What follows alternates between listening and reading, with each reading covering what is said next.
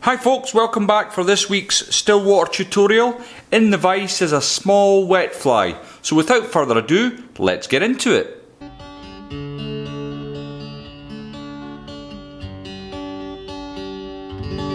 So in the vise is a Hanak H230 barbless hook. This is a medium wire hook and it's in black nickel at size 12.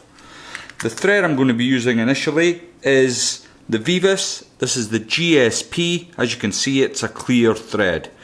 Now, as always with GSP thread, I'm going to use a touch of super glue on the shank of the hook, and this just helps bed the thread in. I get asked quite a lot why I use super glue rather than wax at this stage, and the reason is that the wax just doesn't give you the same sort of purchase as the super glue. So that's the reason why I use it. Some people don't like it. I don't care. I like it. It works for me. It stops body rotation, and it's a good technique. If it upsets some people, oh well, never mind. I'll not lose any sleep over it. Okay, I've removed my tag end and I've got my thread onto my bed of super glue, and that is now going nowhere. So for the tail of this fly, I'm using the top feathers of my Partridge cape. So the feathers at the very top, great for tailing, not much good for anything else. So I've already got a feather I've been using for tying these flies up. As you can see, it's got lovely barred markings. And I'm going to take approximately half a centimetre's worth and just put it to the side, because I will use more of that. Then I can dress it up to the hook, and I want it to protrude past the bend in the hook by about half a centimetre. Catch that in, just check the length, looks good. Then I'm going to come all the way up to about 1/4 of an inch from the eye of the hook and remove my waste. Now the rib of this fly, I'm using this soft copper wire.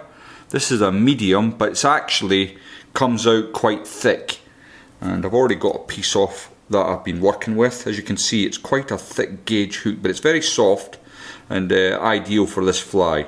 Now a lot of the times wire ribs are tied in to hold the body material together. I'm just tying this in on your side so you can see what I'm doing. So I've just caught it in usually I would tie it in on my side, but I just wanted to show you what I'm doing. I'm running it the length of the body just to keep that nice and even all the way up. So I'll run that up to the end of the fly. Actually, there's quite an interesting story behind this fly. It's been in my box for a long time, but the other day when I was on Rutland, if you missed the video for Rutland, I'll stick it up there in the information bar. But basically, I was having a tough old time of it, and I got in touch with Paul Calvert, who was fishing quite close to me, and he said, oh, they're taking Hot Headed Hares Ears, and I used the sumo shrimp. Again, if you've not seen the sumo shrimp, I'll stick a little information bar up. And I was just fishing too low in the water. The fly was too heavy. What I needed was something a bit lighter, but I had this pattern, and it changed my day actually, so I thought I'd share this with you today. I'm using the Troutstalkers dubbing, and I've taken a little bit out of the packet, and this one is the Scruffy buzzer. It's a kind of a mishmash of colours really, a bit of ginger, yellow, reds, blues, quite interesting. So at this point, you'll notice I've not put any wax on my thread, and you don't need wax at this stage, and it makes it easier for the dubbing to move up and down your thread. So that's why I've not put wax onto the thread.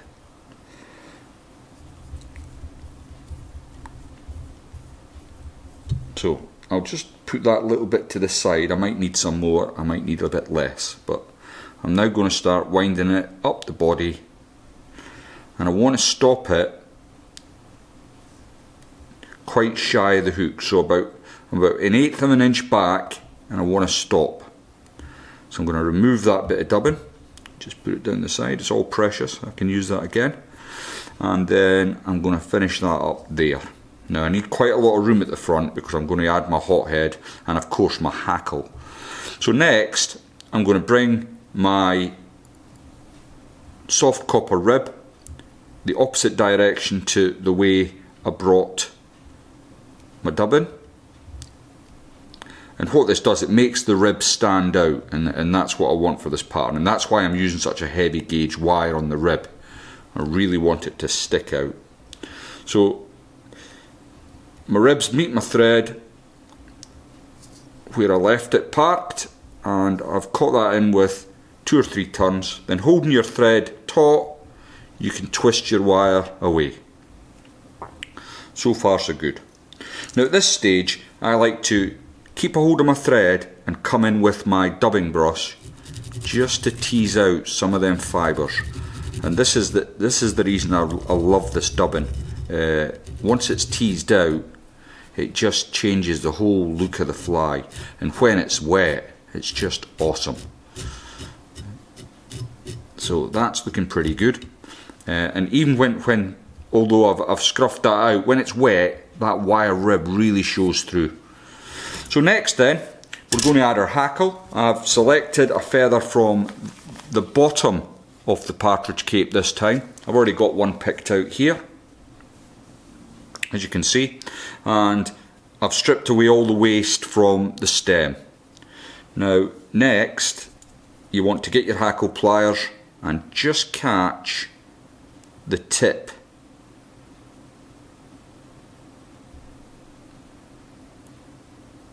And bear with me, I've just not got the feathers the way I want them. There we go. And then once you've exposed your tip,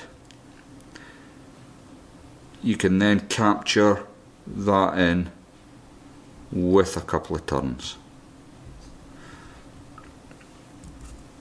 I'm just going to pop that waste bit up and get a turn in front, and then I can come in with my snips and remove, excuse my fingers, remove that waste. Now you can use this little handle that you've created here, but I still like to come in with my hackle pliers. I just think it gives you a little bit more control to wrap your hackle round. Now when you get it to this point, you can see the concave of the feather. Just encourage that to happen by pulling the feather to the side as you turn. You've got to be very gentle. It's quite a delicate feather, so each time it comes up to the sort of 1 o'clock point, I'm pulling the feather to the side, and I'm happy with that. I don't want much more hackling than that, because what you get then is a cloaking effect and you don't really see the body, like a bit of a dabbler fly. But I'm happy with that. So I'm just getting a couple of turns. I'm just working my thread through the fibres of the partridge, and once I'm content that I've got it trapped in, I can then pull everything back out the way and just tidy up the front here, and then that'll just pull away, and you've got your nice hackling. Now the reason I used the GSP thread, the Veevus, is it's nice and thin, and I wanted it nice and thin because I've got to come in with some Glo-Brite to finish off this fly. So I'll just whip finish the end here.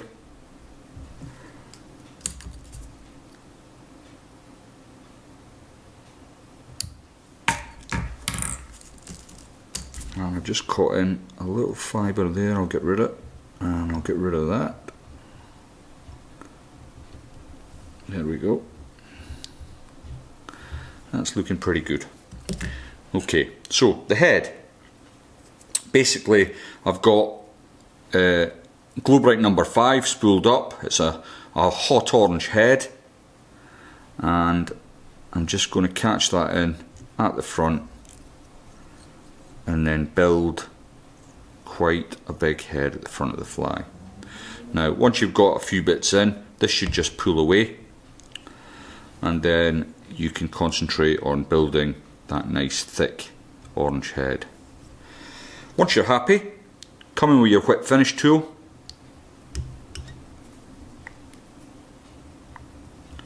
and you can finish the fly off.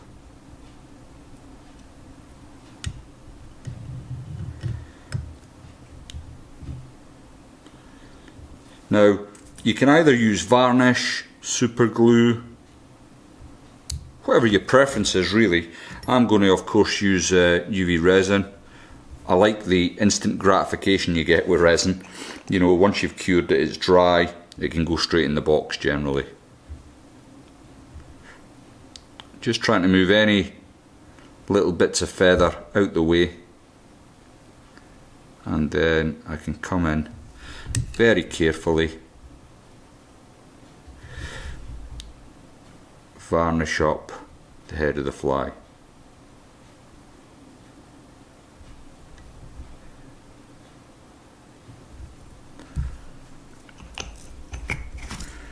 Don't forget to cure it off.